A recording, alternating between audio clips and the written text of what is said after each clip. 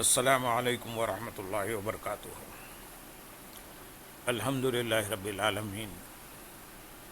والصلاة والسلام علی سید المرسلین، اما بعد فاعوذ باللہ من الشیطان الرجیم، بسم اللہ الرحمن الرحیم۔ برادران عزیز و معزز خواتین، آج کی اس نشست میں سورۃ الشعراء کی آیت نمبر 208 سے آیت نمبر 223 تک تمام آیات کا ترجمہ و تفسیر پیش کرنے کی سعادت حاصل کی جائے گی۔ وما أهلكنا من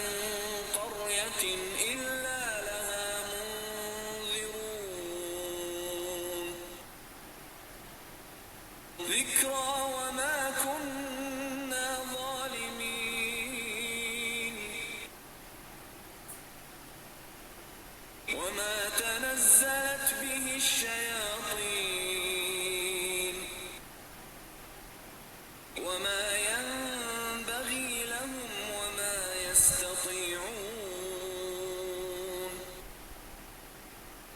إنهم عن السمع لمعزولون فلا تدع مع الله إلها آخر فتكون من المعذبين وأنذر عشيرتك الأقربين واخفض جناحك لمن اتبعك من المؤمنين فإن عصوك فقل إني بريء مما تعملون وتوكل على العزيز الرحيم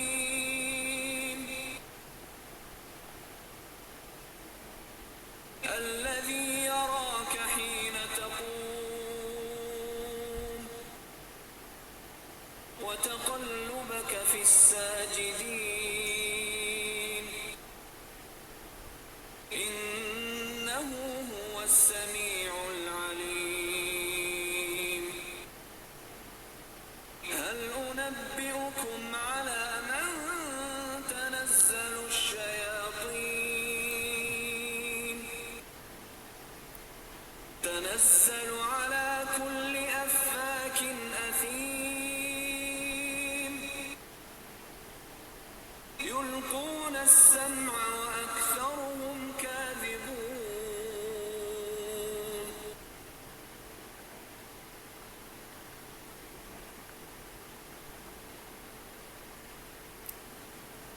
اور ہم نے جو بستی بھی ہلاک کی اس کے لیے ڈر سنانے والے تھے، نصیحت کرنے کے لیے، اور ہم ظالم نہ تھے، اور ہم نے کوئی بستی ہلاک نہ کی۔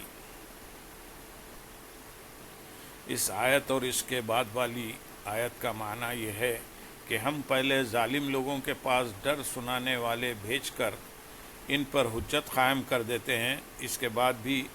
جو لوگ راہ راست پر نہیں آتے اور حق کو قبول نہیں کرتے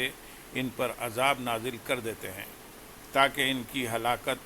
دوسروں کے لیے عبرت اور نصیحت کا سامان ہو اور وہ ان جیسی نافرمانی کرنے سے بچ جائیں۔ آیت نمبر 210، 211 اور 212 میں ارشاد ہے، اور اس قرآن کو لے کر شیطان نہ اترے، اور نہ ہی وہ اس قابل تھے اور نہ وہ اس کی طاقت رکھتے ہیں، وہ تو سننے کی جگہ سے دور کر دیے گئے ہیں۔ اس آیت اور اس کے بعد والی دو آیات میں ان کفار کا رد کیا گیا جو یہ کہتے تھے کہ جس طرح شیاطین کاہنوں کے پاس آسمانی خبریں لاتے ہیں، اسی طرح وہ معاذ اللہ رسول اللہ صلی اللہ علیہ وسلم کے پاس قرآن لاتے ہیں۔ ان آیات کا خلاصہ یہ ہے کہ اس قرآن کو لے کر شیاطین نہ اترے اور نہ ہی وہ اس قابل تھے کہ قرآن لے کر آئیں، اور نہ وہ ایسا کر سکتے ہیں کیونکہ یہ ان کی طاقت سے باہر ہے، وہ تو فرشتوں کا کلام سننے کی جگہ آسمان سے شعلے مار کر دور کر دیے گئے ہیں، یعنی انبیاء اکرام علیہ السلام کی طرف جو وحی ہوتی ہے اسے اللہ تعالیٰ نے محفوظ کر دیا ہے جب تک کہ فرشتہ اس کو بارگاہ رسالت صلی اللہ علیہ وسلم میں پہنچا نہ دے، اس سے پہلے شیاطین اس کو نہیں سن سکتے۔ آیت نمبر 213 میں ارشاد ہے، تو اللہ کے سوا کسی دوسرے معبود کی عبادت نہ کرنا ورنہ تو عذاب والوں میں سے ہو جائے گا۔ اس آیت میں بظاہر خطاب حضور صلی اللہ علیہ وسلم سے ہے، لیکن اس سے مراد آپ کی امت ہے، چنانچہ اللہ تعالیٰ ارشاد فرماتے ہیں، اے لوگو جب کافروں کا حال تم نے جان لیا تو تم اللہ تعالیٰ کے سوا کسی دوسرے معبود کی عبادت نہ کرنا، اگر تم نے ایسا کیا تو تم عذاب پانے والوں میں سے ہو جاؤ گے۔ آیت نمبر 214، 215 اور 216 میں ارشاد ہے،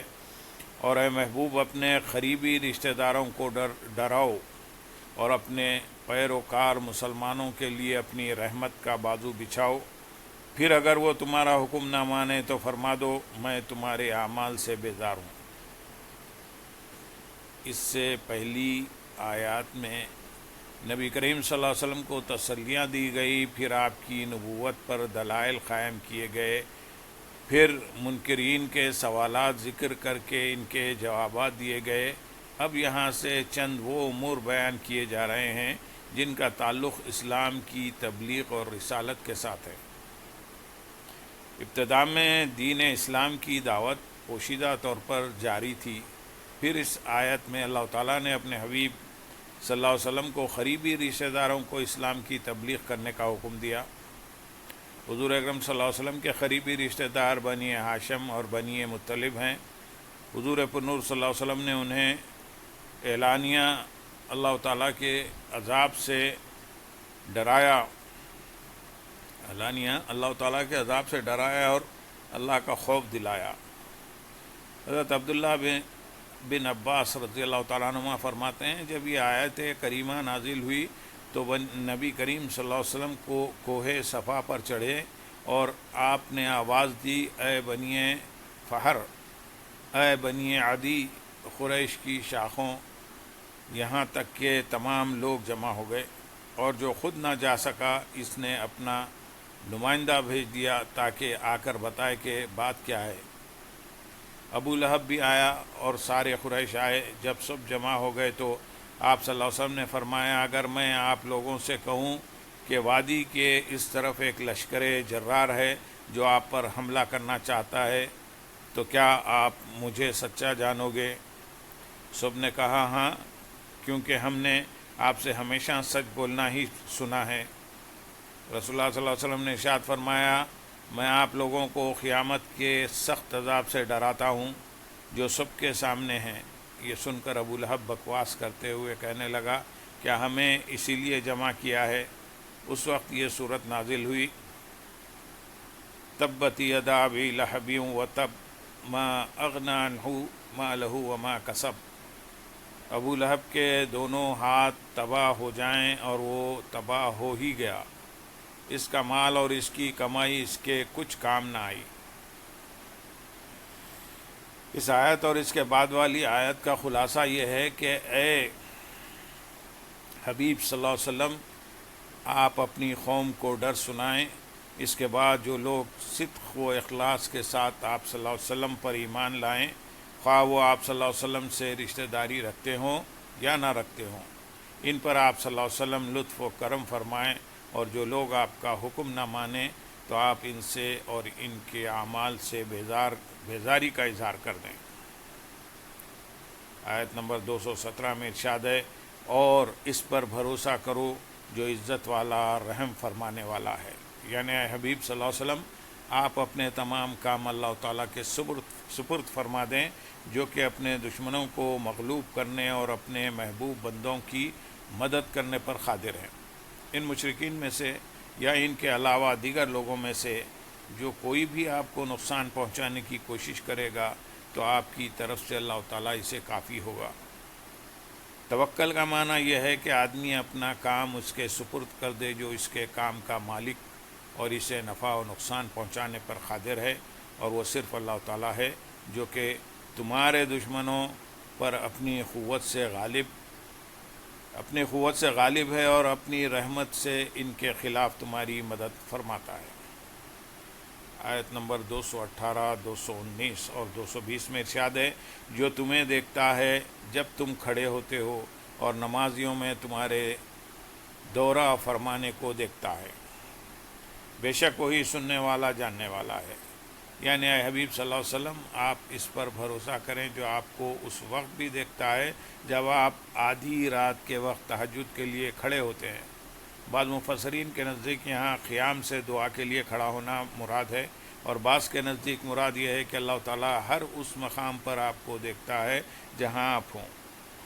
اور تمہارے دورہ فرمانے کو، یعنی اللہ تعالیٰ آپ کو اس وقت بھی دیکھتا ہے جب آپ اپنے تہجد پڑھنے والے اصحاب کے حالات ملاحظہ فرمانے کے لیے رات کے وقت گھومتے ہیں۔ مفسرین نے اس آیت کے اور بھی معنی بیان کیے ہیں۔ نمبر 1، اس کا معنی یہ ہے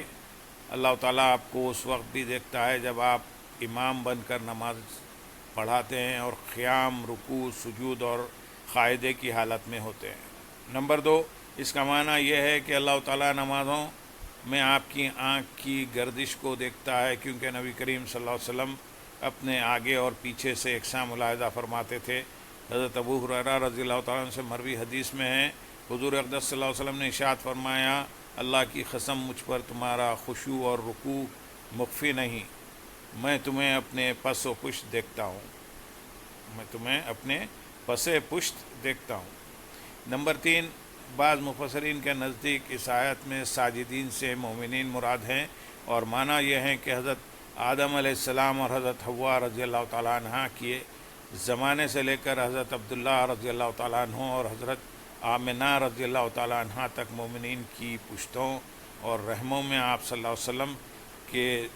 دورے کو ملاحظہ فرماتے ہیں۔ اس سے ثابت ہوا کہ حضرت آدم علیہ السلام تک آپ صلی اللہ علیہ وسلم کے تمام آباء و اجداد سب کے سب مومن ہیں، یعنی بے شک اللہ تعالیٰ آپ صلی اللہ علیہ وسلم کی گفتگو سننے والا اور آپ صلی اللہ علیہ وسلم کے عمل اور نیت کو جاننے والا ہے۔ آیت نمبر 221، 222 اور 223 میں ارشاد ہے، کیا میں تمہیں بتا دوں کہ شیطان کس پر اترتے ہیں؟ شیطان بڑے بہتان باندھنے والے گناہ گار پر اتراتے ہیں۔ شیطان اپنی سنی ہوئی باتیں ان پر ڈالتے ہیں اور ان میں اکثر جھوٹے ہیں۔ بعض مشرکین یہ کہتے تھے کہ محمد مصطفیٰ صلی اللہ علیہ وسلم محمد مصطفیٰ صلی اللہ علیہ وسلم پر معاذ اللہ شیطان اترتے ہیں۔ اس آیت اور اس کے بعد والی 2 آیات میں اللہ تعالیٰ نے ان مشرکوں کے جواب میں ارشاد فرمایا کہ اے مشرکین، کیا میں تمہیں بتا دوں کہ شیطان کس پر اترتے ہیں؟ یہ فرمانے کے بعد بتایا کہ شیطان بڑے بہتان باندھنے والے گناہ گار جیسے مسلمہ وغیرہ کاہنوں پر اترتے ہیں، اور شیطان فرشتوں سے سنی ہوئی باتیں ان کاہنوں کے سامنے ذکر کرتے ہیں، اور ان میں اکثر جھوٹے ہیں، کیونکہ وہ فرشتوں سے سنی ہوئی باتوں میں اپنی طرف سے بہت سی جھوٹی باتیں ملا دیتے ہیں۔ اللہم صلی علی سیدنا محمد وعلی آل سیدنا محمد مبارک وسلم، وآخر دعوانا ان الحمد للہ رب العالمین۔